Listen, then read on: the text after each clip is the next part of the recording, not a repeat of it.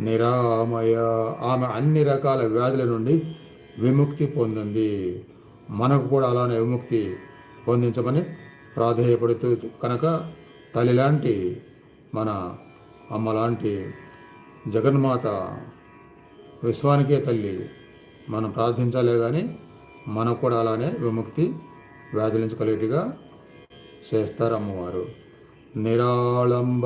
ఎవరి మీద ఆధారపడని ఆమె